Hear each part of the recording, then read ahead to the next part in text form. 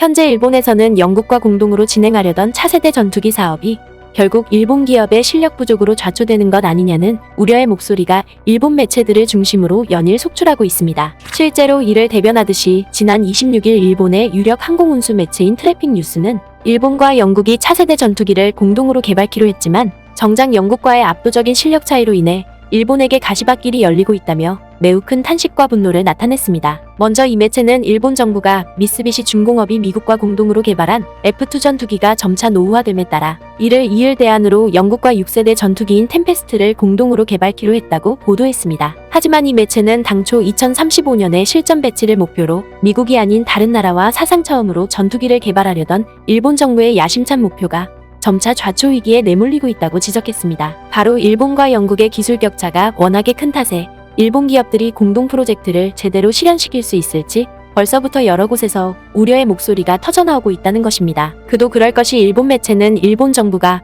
미국 이외의 대형 무기를 공동으로 개발하고 나선 것은 이번이 처음인데다가 설사 이를 외면하고 영국과 전투기 개발 사업에 무작정 뛰어든다 하더라도 이미 월등한 기술력을 갖춘 영국과 대등한 계획을 추진할 수 있을지 크게 의문이 들 수밖에 없다고 비판했습니다. 실제로 일본 매체는 일본 정부보다 앞서 이미 영국과 전투기 사업에 뛰어들었던 다른 국가들 또한 압도적인 실력 차이로 결국 중도의 사업을 포기한 사례가 비일비재했다고 보도했습니다. 이는 1968년에 영국과 프랑스 주도로 이뤄진 토네이도 공격기 프로젝트만 놓고 보더라도 당초 서독과 이탈리아 등 6개국이 참여했지만 1970년에 이르자 네덜란드와 벨기에는 물론이고 캐나다마저도 끝내 실력 차이를 실감하고 공동 프로젝트에서 물러났다는 것입니다. 그러면서 일본 매체는 지금 당장 벌어지고 있는 상황을 자세히 살펴보면 그때와 똑같은 상황이 전개되고 있다고 보도했습니다. 바로 영국의 롤스로이스와 일본의 IHI가 템페스트에 들어갈 새로운 엔진을 개발키로 했는데 기체 개발 스케줄과 동시에 이뤄질 수 있는지를 놓고 벌써부터 영국 측에서 큰 의구심을 나타내고 있다는 것입니다. 또한 영국과 일본 측은 당초 템페스트를 해외에 수출하겠다는 목표도 함께 세웠는데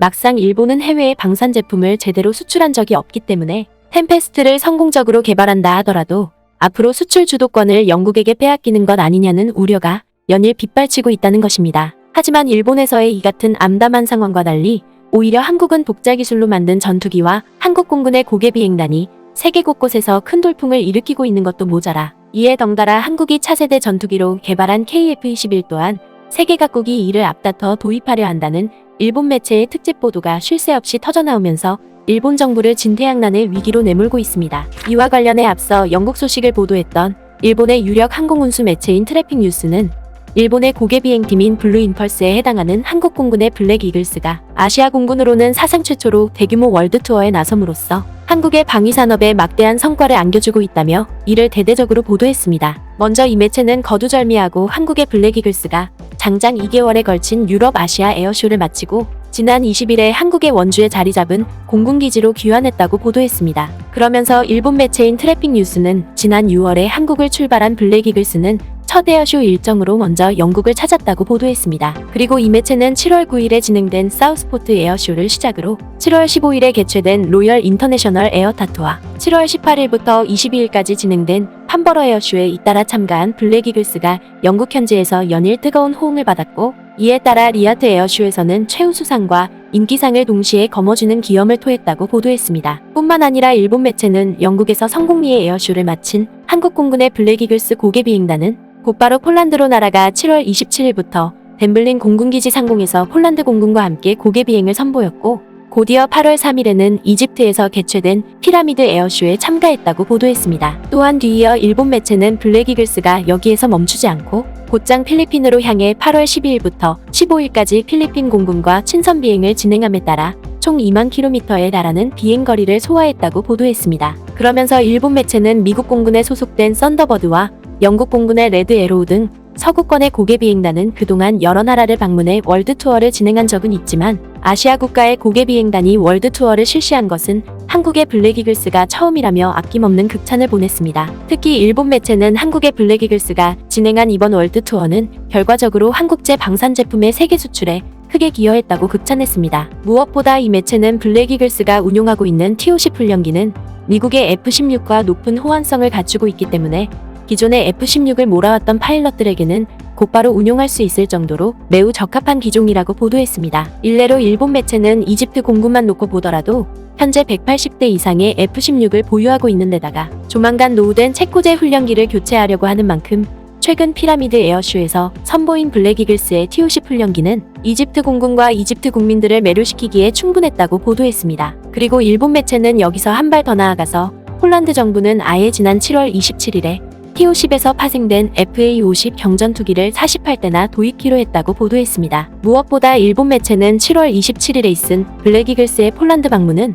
폴란드 정부의 FA-50 도입을 기념하기 위해 이뤄진 만큼 앞서 소개했던 것처럼 블랙이글스가 한국제 방산 제품의 해외 수출에 있어서 효자 노릇을 톡톡히 하고 있다고 보도했습니다. 그러면서 일본 매체인 트래픽 뉴스는 블랙이글스의 이 같은 활약은 결과적으로 TOC 훈련기와 FA-50 경전투기를 생산하고 있는 한국 항공우주 산업에 엄청난 수주를 안겨주고 있다고 보도했습니다. 실제로 이 매체는 러시아의 우크라이나 침공으로 인해 중부 유럽을 중심으로 경전투기에 대한 수요가 날이 갈수록 높아지고 있는데 최근에 블랙이글스와 함께 판버러 에어쇼에 참가한 한국 항공우주 산업이 나토와 유럽연합의 요구를 반영한 대량형 FA-50을 선보였다고 보도했습니다. 때문에 이 매체는 세계 최대 규모로 치러지는 리아트 에어쇼와 판버러 에어쇼에 세계 각국의 공군 관계자들이 다수 방문했던 만큼 블랙이글스의 이 같은 에어쇼 참가는 FA-50 경전투기의 프로모션을 위한 홍보 활동 측면으로도 여겨질 수 있다고 보도했습니다. 심지어 일본 매체는 블랙이글스의 이 같은 전대미문의 대활약은 기어코 한국이 독자 기술로 개발한 KF-21의 해외 수출에도 청신호를 안겨주고 있다고 보도했습니다. 이는 블랙이글스의 마지막 방문지인 필리핀만 놓고 보더라도 기존의 FA-50 경전투기를 누구보다 앞서 도입해왔던 필리핀 공군이 또다시 FA-50 경전투기를 추가로 도입키로 한 가운데 최근 블랙이글스가 이를 위한 프로모션의 일환으로 필리핀을 방문했는데 이를 통해 FA-50 경전투기뿐만 아니라 KF-21 또한 필리핀에 수출되는 것 아니냐는 관측이 조심스럽게 흘러나오고 있다는 것입니다. 실제로 일본 매체는 필리핀 공군이 기존 레이더 시스템과의 통합을 통해 250해리 이상의 공해역을 방어하는 차세대 전투기 도입 프로젝트를 추진하고 있는데 공교롭게도 블랙이글스의 필리핀 방문이 종료된 직후인 지난 16일에 필리핀 국영 매체인 필리핀 통신이 보도한 바에 따르면 필리핀 공군 측이 KF-21의 개발 상황을 주의 깊게 지켜보는 것뿐만 아니라 MRF 사업의 도입 기종으로 KF-21을 선정할 수도 있다는 입장을 밝혔던 만큼 이 같은 관측은 전혀 허언이 아니라고 보도했습니다. 특히 일본 매체는 필리핀 공군이 한국으로부터 FA-50 경전투기를 도입할 때만 하더라도 수출 실적이 부족한 한국 전투기를 왜 필리핀이 먼저 나서서 구입하느냐는 볼멘 소리가 필리핀 일각에서 나왔지만 정작 필리핀 남부에서 벌어진 반군 도발 과정에서 사상 최대의 전과를 올리자 일순간에 비판 분위기가 환호와 열광의 분위기로 급변했다는 점에서 한국의 차세대 전투기인 KF-21에도 매우 긍정적인 반응을 보이고 있다고 보도했습니다. 그러면서 일본 매체는 한국 공군의 고개 비행단인 블랙이글스가 이집트서 곧장 한국으로 귀국하지 않고 필리핀도 함께 방문하고 나선 것은 필리핀과의 관계 강화를 통해 FA-50 경전투기와 각종 방산 제품은 물론이고 KF-21에 대한 실질적인 수출을 이끌어내려는 맥락에서 이뤄진 것이라며 일본을 능가하는 한국 공군의 대활약에 매우 큰 부러움과 탄식 섞인 반응을 나타냈습니다. 결국 일본 매체의 이러한 부러움은 외세에 의해 국가 운명이 좌우되지 않도록 끊임없이 자주국방의 노력을 펼쳐왔던 우리의 방위산업이 오늘날 일본을 압도하는 것뿐만 아니라 전 세계를 매료시킬 만큼 독보적인 위상을 구축하고 있음을 매우 사실감 있게 증명해주고 있는 것입니다. 부디 우리가 달성한 이 같은 성과를 바탕으로 두 번 다시는 위정자의 잘못된 판단으로 인해 외세로부터 부당한 간섭을 받는 일이 없길 바랍니다.